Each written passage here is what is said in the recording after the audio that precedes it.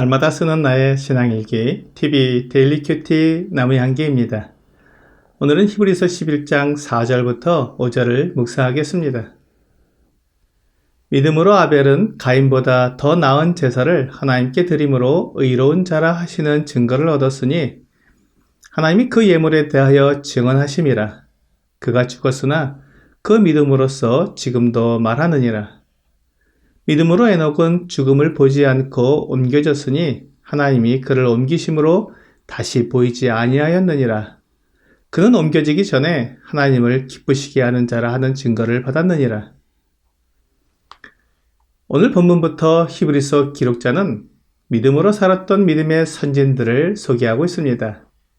창세기로부터 시작해서 선지서까지 구약 성경을 총망라하면서 그 안에 기록된 믿음의 선진들이 어떻게 의롭다 하심을 얻었으며 어떻게 하나님과 사랑의 교제를 나누었는지를 말해주고 있습니다. 이것은 예수 그리스도를 믿는 믿음과 율법과 제사를 지키는 행위를 비교하면서 무엇으로 의롭다 하심을 얻을 수 있는지 말해주는 것입니다. 유대교로 돌아가려고 유혹을 받는 유대 그리스도인들에게 유대교가 아니라 믿음으로 돌아와야 한다고 말하는 것입니다.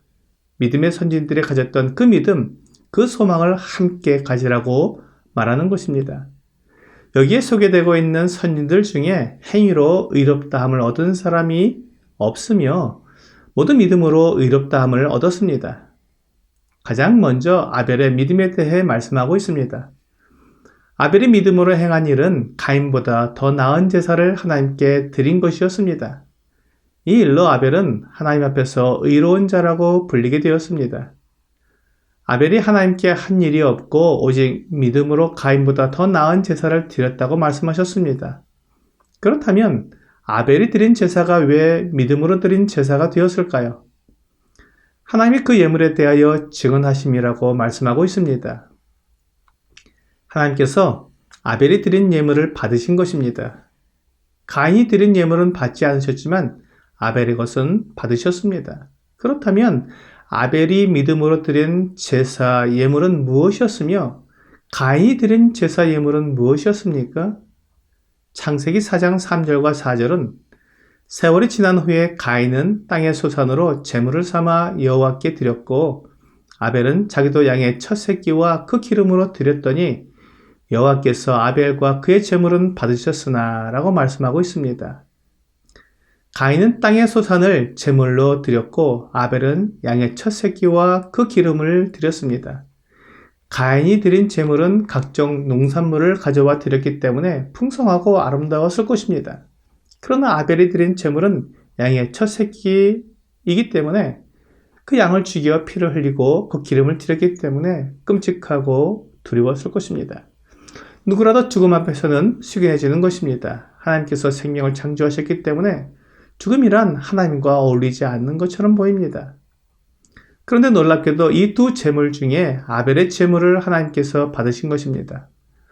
아벨은 볼품없고 끔찍한 이 제사를 믿음으로 드린 것입니다. 하나님께서 원하시는 제사는 이 피의 제사라는 것을 아벨이 알았기에 그가 믿음으로 그 제사를 드렸고 하나님께서 그 제물을 받으심으로 아벨이 믿음으로 드린 제사가 옳다는 것을 보여주셨습니다. 이로 인해 아벨은 가인에게 미움을 받았습니다.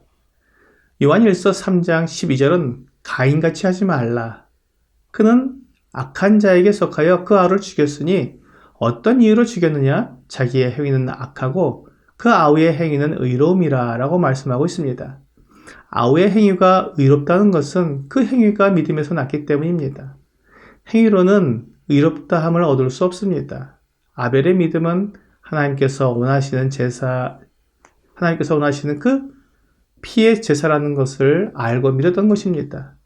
죄를 지은 사람이 하나님께 나아갈 수 있는 유일한 방법은 피를 통해서입니다. 그러므로 아벨이 드린 양의 제물은 하나님께 합당한 제물이 되었던 것입니다. 하지만 가인은 자기의 행위가 의롭지 못하다는 것을 알고는 화가 났습니다. 그래서 동생 아벨을 죽였습니다. 아벨이 죽었지만 아벨의 호소를 하나님이 들으셨습니다. 아벨은 하나님과 교제할 수 있는 사람이었습니다. 그러나 가인은 하나님 앞을 떠나야 했습니다. 창세기 4장 16절은 가인이 여호와 앞을 떠나서 에덴 동쪽 놋 땅에 거주하더니 라고 말씀하고 있습니다. 이제 본문은 새로운 믿음의 선진인 에녹을 소개하고 있습니다. 에녹이 믿음으로 한 일은 죽음을 보지 않고 옮겨진 것입니다. 창세기 5장 21절부터 24절은 에녹은 65세에 무드셀라를 낳았고 무드셀라를 낳은 후 300년을 하나님과 동행하며 자녀들을 낳았으며 그는 365세를 살았더라. 에녹이 하나님과 동행하더니 하나님이 그를 데려가심으로 세상에 있지 아니하였더라 라고 말씀하고 있습니다. 이것이 에녹의 삶에 대한 전부입니다. 그는 300년 동안 하나님과 동행했습니다. 지금도 하나님과 동행하는 사람이 드물지만 그 당시에는 더욱 드물었던 것 같습니다. 에녹의 증손자가 노아인데 그때의 상황이 매우 악했기 때문입니다. 창세기 6장 5절과 6절은 여호와께서 사람의 죄악이 세상에 가득함과 그의 마음으로 생각하는 모든 계획이 항상 악할 뿐임을 보시고 땅 위에 사람 지으셨음을 한탄하사 마음에 근심하시고 라고 말씀하고 있습니다. 사람이 마음으로 생각하는 모든 계획이 항상 악했다고 말씀하고 있습니다. 악한 계획을 가지고 있는 사람은 하나님과 동행할 수 없습니다. 아모스 3장 3절은 두 사람이 뜻이 같지 않은데 어찌 동행하겠으며 라고 말씀하고 있습니다. 악한 뜻을 가진 사람과 선하고 거룩한 뜻을 가진 하나님이 동행할 수 없습니다. 그렇기 때문에 에녹이 하나님과 300년 동안 동행했다는 것은 에녹이 그의 전생애를 통해 하나님의 뜻에 믿음으로 순종한 것입니다. 하나님의 생각과 사람의 생각이 다를 때 사람은 하나님의 뜻에 굴복해야 합니다. 하나님의 뜻에 굴복하지 않고 자기 생각대로 자기 뜻대로 행하는 것이 죄입니다.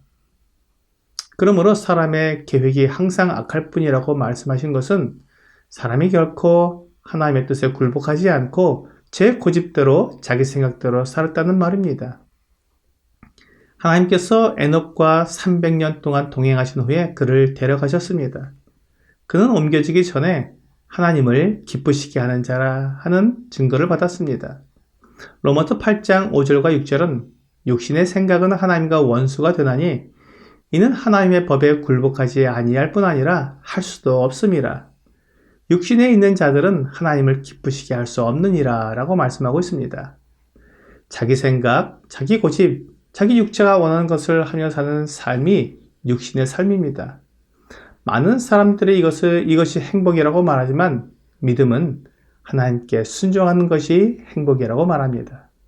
오늘의 적용 질문을 보겠습니다. 나는 어떻게 하나님을 기쁘시게 하고 있습니까? 하나님의 말씀과 내 생각이 다를 때 내 생각을 고집하지 않고 하나님의 뜻에 순종함으로 하나님을 기쁘시게 할 수 있습니다. 오늘 내 생각이 아닌 하나님의 말씀에 순종함으로 하나님과 동행하는 여러분과 제가 되기를 주 예수님의 이름으로 기도합니다.